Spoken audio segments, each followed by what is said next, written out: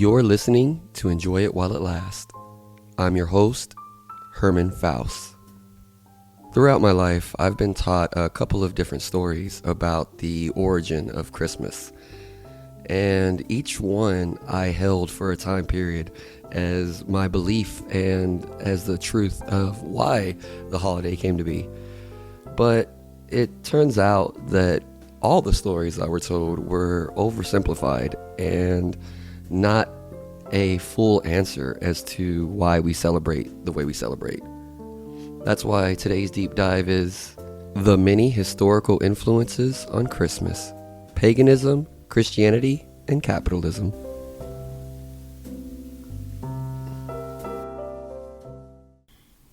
When I was little, it was always taught to me to make sure not to forget that the reason we celebrate Christmas is because we are celebrating the birth of Jesus Christ.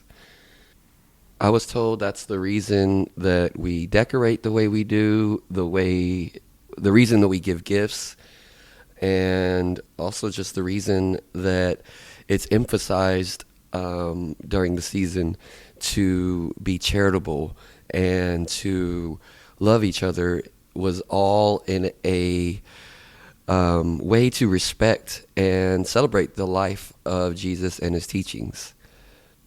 As you get older and you start learning like the true history of things and the histories that you're not taught in school, at some point it was kind of taught to me that Christianity just stole Christmas, basically, that this holiday was a pagan holiday and that it existed way before Jesus Christ, and that it was taken over by Christianity as a way to make the religion more popular. And for a long time, I kind of held on to that as what I believe the true story of how Christmas came to be was. Of course, that's not the answer I would give whenever you get to, hey, Dad, why do we celebrate Christmas? To that, I would always just say that we do it as our household, we do it to celebrate each other, a time to celebrate the love of our family, a time to remember to love extra. I, not being religious myself, never really tied Christianity into it. However, I would use that as historical context and still tell them that the reason that most people celebrate is to celebrate Jesus' birthday. And I was kind of waiting until they got a little bit older to talk to them about how the holiday came to be. And it wasn't until this year when my son asked, well, how did all this get started? Why do we do this? Why lights, for example? I understand, okay, we give gifts because we love each other, but why do we put up a Christmas tree?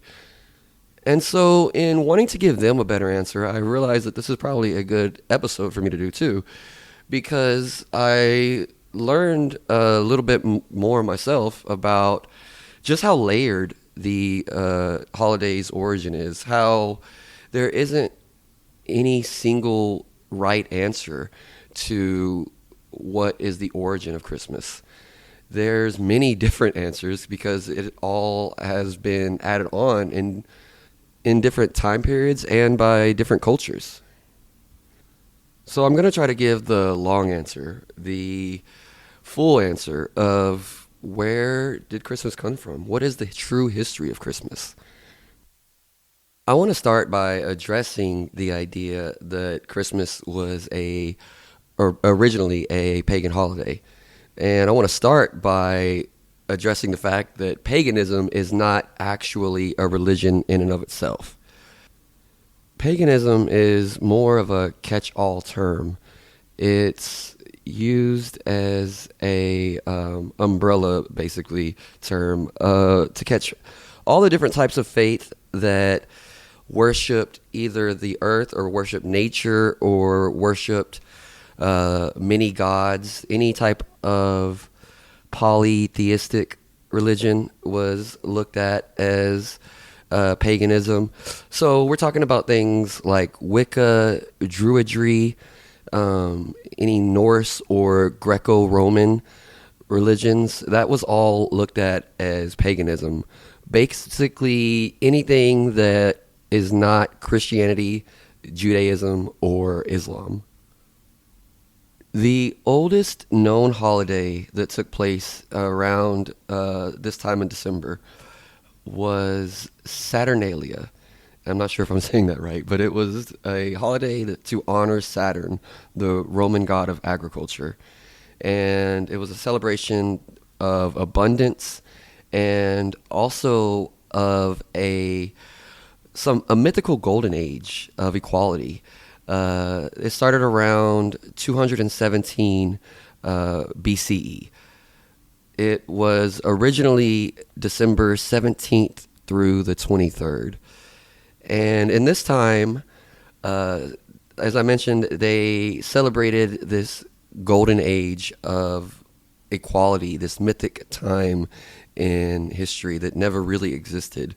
But they would do so by having slaves be able to dine with their masters, and there would be public feasting and drinking that all people got to be a part of.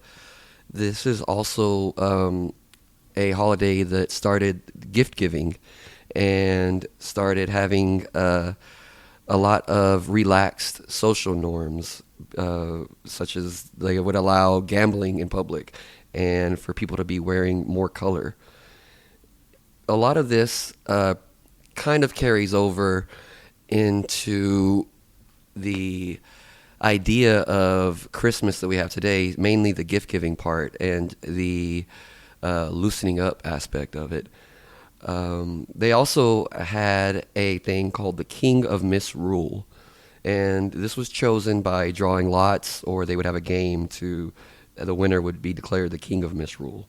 And the King of Misrule would preside over feast and whatever games was having. And it was meant to basically show a time of chaos that was more of a release for the public, more of a way to inverse normal societal order, and basically give people a chance to make fun of those in charge and to feel like they're in charge and to let everybody blow off steam in a safe way for the society. While some customs may have been borrowed or carried over from Saturnalia, it wasn't the first holiday that was on December 25th. That goes to, and I know that I'm going to have trouble saying this, but it's called Dies Natalis Solis Invicti, or the birthday of the unconquered sun. And this came around the year 274 of the Common Era. This, again, was the first holiday in history that was tied to the date of December 25th. We don't have a lot of details about the public rituals of it. There isn't a lot of historical facts about how widely it was celebrated societally, but there are coins and inscriptions showing that it was supported by the state. So it was at least a state-run holiday or a state-acknowledged holiday. And it was tied to imperial power and unity. Emperor Aurelian also built a temple, the Temple of Sol Invictus. It was called the Unconquered Sun because it was about a celebration for daylight coming back, for the sun's rebirth. It was the marking of basically the winter solstice, of their days finally starting to get longer again. This, of course, is the specific holiday that Christianity gets accused of basically stealing and taking over, because it is the first holiday tied to the date of December 25th. And it also is not that far separated from the first year of Christianity celebrating Christmas. However, there's not a ton of evidence supporting this, especially because of the fact that there is not as much known about this holiday. It doesn't seem like it was a very popular or widely celebrated by the masses holiday. It doesn't seem like there's a lot of evidence supporting that Christianity would have benefited by taking over this day. So if not that, then how did Christianity get to December 25th? Well, the calculation theory is what most historians think is the most plausible theory for how the holiday got put on December 25th, independently of any Roman holidays. It's the idea that many people in ancient times believed that that when a prophet died, that was the same day that they were conceived. And there are historical writings that show that March 25th is the day that Jesus Christ died. So if you look at that as the day that he was conceived as well, you add the 9 months of gestation and you get a December 25th birthday. That is how it is thought, at least, that Christianity came up with December 25th being the day to celebrate Jesus Christ's birth. There are written documents showing this type of thinking, showing these calculations and notes between different leaders in Christianity that support the fact that this date was come up with on its own without any influence of any other holidays. There is enough dispute. However, not all historians do think that it's just a open and shut case. There is enough evidence that there were at least some reasons to take over the holiday, to expand Christian influence and to compete with, I guess more, not necessarily take over, but more compete with the holiday and try to have their religion outshine any others on that day. So really, there's not a solid answer. I think that the written evidence, the documents that are available to historians do show that calculation theory at least is reasonable, but it also is still reasonable to think that a growing religion would try to find ways to steal celebrations or compete with celebrations from others. The imagery, though, of soul representing the sun, which basically was a representation of God itself, and then Jesus Christ being called the Son of God and being represented in some depictions early on as a similar source of power like the sun is, does show that there is at least some evidence to support that Christianity tried to find a way to tie in their holiday with an existing one. Let's look more at the actual development of Christmas now as a holiday, because it was not something that early Christians celebrated. Early Christians worship centered on the resurrection and the martyrdom of Jesus, and the weekly Lord's Day, of course, being Sunday. But the birthdays, including the birth of Christ, were not emphasized early in Christian culture. In fact, it was often looked at as pagan leftover belief to celebrate birth. It was sometime in the mid 300s of the Common Era when Christmas first became a Christian holiday. Christian theology was evolving, and the incarnation of God being human, or coming down as a human, was being emphasized more, as well as Jesus' full humanity being emphasized more. It was really being pushed that Jesus was an actual human being, a person, and not just a spiritual figure or a story. And that's when the birth of Jesus became something that they were looking to celebrate. And again, I mentioned earlier how they calculated when they believed the birth happened. It started off as a feast day when Emperor Constantine first legalized Christianity. It was allowed to have shared feast days with other holidays as well. Um, and it wasn't celebrated at the same day universally at first. There were two different churches, or two different rules of thought on when to celebrate Christmas. There was the Western Christianity celebrating Christmas on December 25th, which emphasized, of course, the birth and incarnation. And Eastern churches focused more on his baptism and celebrated on January 6th. It took time and culture basically aligning at the time for the Eastern churches to end up changing their celebration to match and also be on December 25th. So Christmas spread by cultures being culturally adopted, not by being mandated by the state. It also spread by bishops coordinating feast and councils standardizing like the worship rhythms, when they should celebrate and when they should worship together. And then it just kind of spread the same way that Christianity spread, with missionaries expanding and the religion being taught further and further.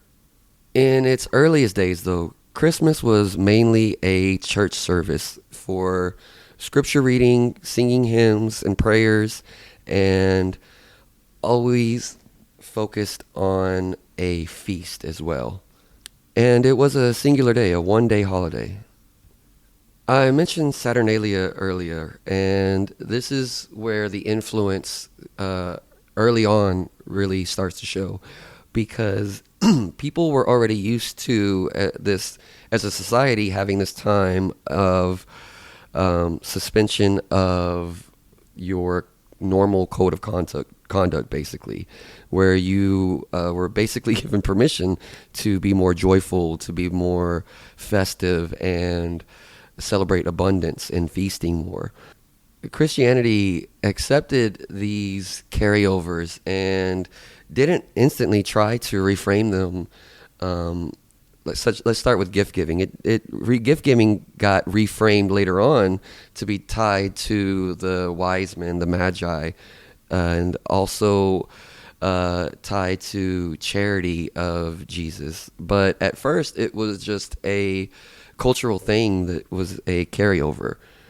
As Christianity spread to Germanic and Scandinavian countries, the traditions of Yule got merged in, and that being the evergreen symbolism, like to symbolize life during winter, or the idea of logs and fire and light, and they also had seasonal drinking and feasting with Yule as well, so that fit right in with Christmas. But the evergreen symbolism and the logs and fire and light were all seasonal. They're all winter imagery that Christmas kind of absorbed as it got more popular. It became almost like a collector holiday for winter symbolism. By the Middle Ages, Christmas became a 12-day season, Christmas tide. It was anchored in church services, but it also had a lot of customs surrounding it.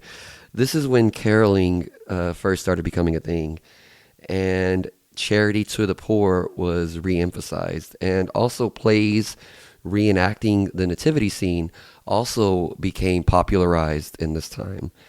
Just like nowadays, there were many in the church at the time that felt that the point was being missed, that the public's energy was being too focused on the celebration and the noise and the drinking and the feasting, and not enough focused on the doctrine and it became Christmas kind of shifted more towards being a seasonal release than just a strict religious holiday.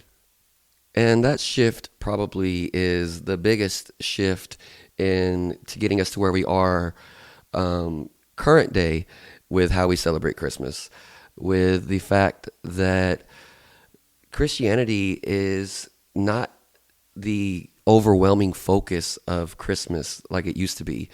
This can be supported by the fact that the number of households that celebrate Christmas that do not claim Christianity has increased a ton, as well as the fact that even families that are Christian don't go to church services near as much as they used to. And if in studies that ask people why they celebrate or what they emphasize during celebrations, Christianity is far less popular of a response than it used to be. And along with that, the commercialization really began to grow. There's never been a time where Christmas was just purely pure. There's always been people in the church that complain about, like I said, either the feast being too fun, the drinks being too much, or nowadays the giving and spending being too much of a focus. Things really changed, started going in this direction more around the 17th century, when around Europe, and especially in England and parts of colonial Americas, gambling, drinking, feasting, and misrule basically took over the most of Christmas celebrations. In New England, it was treated as unbiblical excess during this time. With industrialization came urbanization, came child labor, came family fragmentation, and a lot of anxiety just about morality and social cohesion. And it was during this time that Christmas was reframed again to try to address those fears. During the Victorian era, Christmas started to be reshaped as family-centered, child-focused, and more morally improving focus. So using charity as a big part of the holiday and being home with your family as a big part of the holiday became more emphasized again. And it was around this time that literature comes in and really locked in a lot of what we know about Christmas traditions today. A Christmas Carol came out in 1843, and that really solidified the idea of Christmas being charity-based, of Christmas being about taking care of each other. But a lot of the more unimportant aspects, a lot of the, decorations of Christmas traditions comes from the 1823 poem, A Visit from St. Nicholas, what we a lot of times call "'Twas the Night Before Christmas." This poem is where we get Santa riding in a sleigh. This is where we get flying reindeer, their names. This poem is where Santa entering through a chimney became popularized, as well as Santa being a fatter, magical, jolly being. Those two pieces of literature are some of the most responsible single things of what we think of when we think of Christmas nowadays.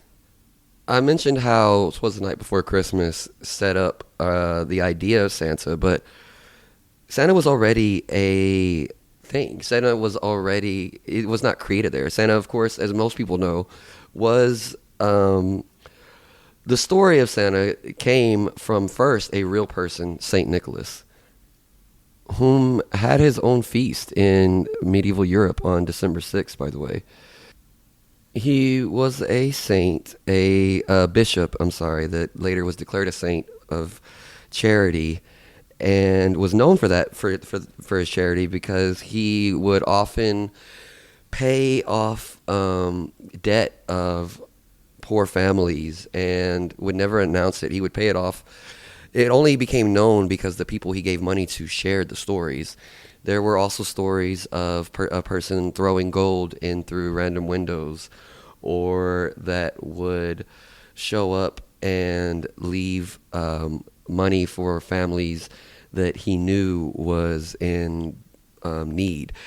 He was in a position to know this because of his state as a bishop, and was his known, even though he didn't declare that he was the one giving the charity, people were easily able to figure out that the one person in town that basically had the means to help and knew what problems people had was the only one that could really have been helping out in these ways.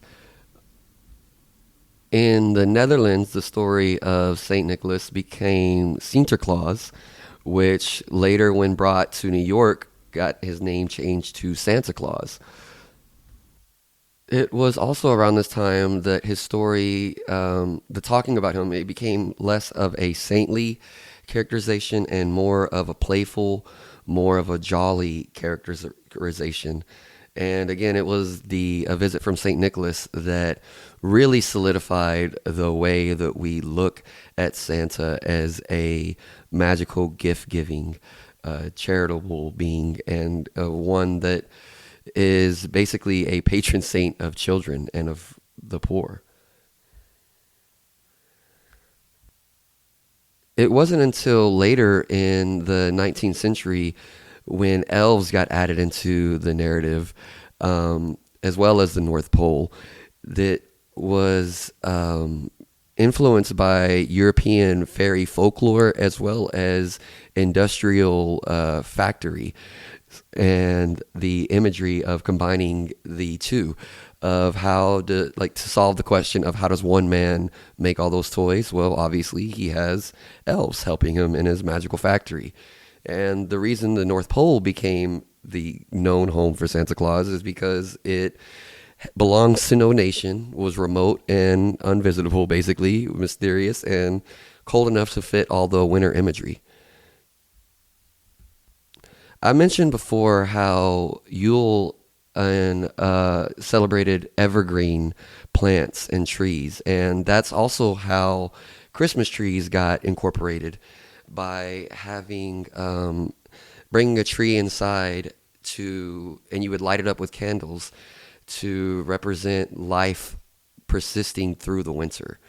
Of course, candles became lights when electricity came, and they became colorful lights just simply by the fact that glass blowing was easier to do with a tinted glass and became more popular with a tinted glass. Basically, just a simple explanation of easiness combined with being aesthetically pleasing is how we went from having candle lit trees to having multicolored Christmas lights. As the years grew on, the industrialization and capitalist beliefs really amped up the scale of gift giving. By having toys became easily mass produced, uh, consumer goods became a lot more affordable, and advertising really took off. And Christmas ended up becoming its own season that was really marked by retail calendars more than anything else. I've already said that there's never been a time that the church has not had some complaint about the way that society celebrates Christmas. However, just like a lot of other issues in society, the growth in technology and in society itself has really amplified the fact that Christmas has become so disconnected from any of its original purposes that Christmas now feels almost like the whole purpose is simply to give and to get. Advertising also locked in the way we see Santa Claus. Coca-Cola ads featuring Santa in his traditional red robe and red full suit, his Santa hat, and his white beard. Globalized and unified the way that all cultures see Santa, and basically locked that image into place. And the evolution of Santa basically stopped once he started appearing in commercials. And I think that's the last thing I wanted to touch on today. So to answer my son's question, where does Christmas come from? Where did it start? And the answer is it comes from a lot of places and a lot of different points in time.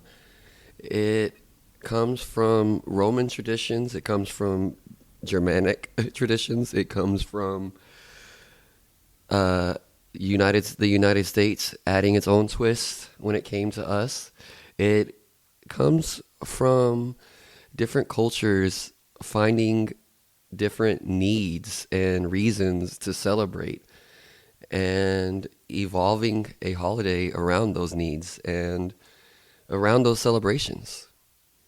And as to why we celebrate, I know for my household, we celebrate to give us family bonding, to give us tradition, to give us more sense of place and sense of love and happiness in the season. But also, people celebrate to celebrate the religion. They celebrate their faith and to give thanks for their blessings. Or maybe they celebrate because they want to be charitable and be the good in the season and be the good in the world that they want to see.